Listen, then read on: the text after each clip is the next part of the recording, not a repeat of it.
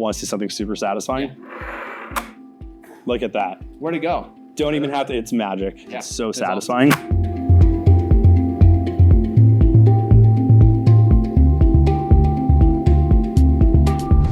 It's finally here, the Steam controller. The original Steam controller came out back in 2015 and was a uniquely designed gamepad for PC gaming. Specifically, its haptic touchpads allowed for mouse-like control and paved the way for how the Steam Deck handles. In turn, the Steam Deck has now informed this new iteration of the Steam controller, so it's very full circle. Let's get this bad boy unboxed. Nick, would you like to do the honors? Yeah, right here you've got an image of the Steam controller itself, obviously. Your games at your fingertips. And then on the back, the controller, obviously, a USB-C cable. I know you don't have any of those at home, so now you'll get one.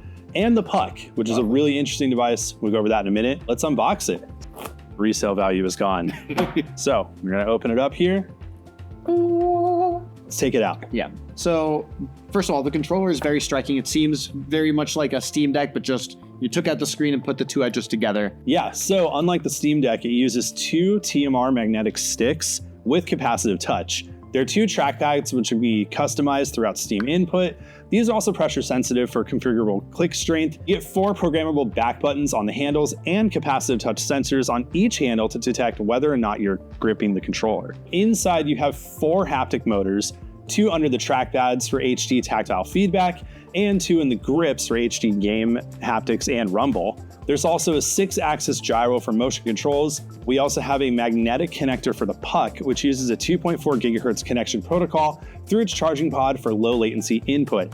It's also packing a 8.39 watt-hour lithium-ion battery, which Valve claims gives you 35 hours of gameplay. Gotcha. So a bit of a step down battery life-wise versus the V1, but a lot more punch to be packed by this controller. Way more tech in this compared to the old one. So while you're not going to get 80 hours of battery on some AA's like before, 35 is pretty good. Yeah. And honestly, it is kind of unlimited because we'll talk about this. Yeah, because this is the part that really stands out to me. I was expecting this puck to be way bigger. Yeah. This is tiny. Hand for reference. Look at that. That's so thin and so tiny, and it just let's get a snap test. Let's see how satisfied this is. Look at that. That's nice. Shake it around. It's not coming off. It's magnetic. That is very nice. Now, the puck is sort of like a 2-for-1, right? It's essentially like a charging hub, but then it's also a receiver? Yeah. So the puck is a wireless transmitter that provides a fast, stable connection for your Steam controller. It also doubles as a charging station, which easily latches onto the controller magnetically. I'm going to do it again because it's so satisfying. Look at that. I can just drop it on there. I love it. How many controllers can connect to one puck at a time? You can have 4 Steam controllers on one puck. Nice. So let's compare it to the V1 controller, because these are clearly very sort of different profiles.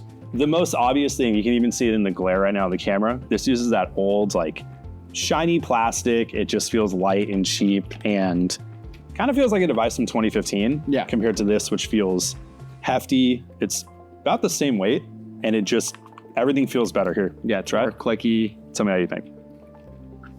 Significantly better. Oh, way better. I do think that the back buttons also are quite interesting, because these, the Steam Deck has sort of like a square format. These are circles.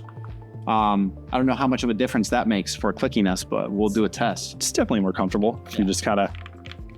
And then, of course, the biggest difference is, there's no batteries. For batteries here. You can just throw those batteries away. Want to see something super satisfying? Look at that. Where'd it go? Don't even have to. It's magic. Yeah, it's off. It's gone. I don't know how magnets work, but I don't either. That's beautiful. Water, fire, air, and dirt. Magnets, how do they work? Now let's compare it to the Steam Deck. This is the Steam Deck, so obviously very similar design philosophies. I mean, obviously you have, a Steam button in the middle here. You don't have a screen. So yeah. If we flip to the back, huge difference here with our back buttons.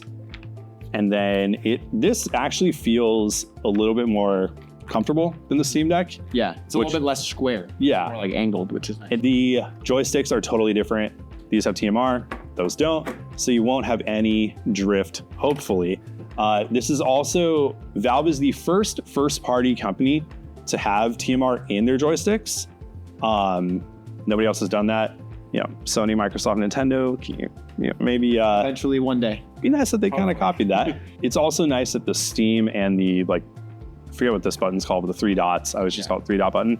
It's actually raised on this controller and it feels so much better. Yeah. If you've used the Steam Deck a lot, it does feel kind of weird that these are just flat. And then the trackpad seemed like it's sort of the similar philosophy, same sort of material and technology behind it. So if you've used the Steam Deck, you've definitely used this controller, and I will say that trackpad is super good. The D-pad is an actual D-pad this time, and I know we're very fond of that big circle, but unfortunately that's not coming back.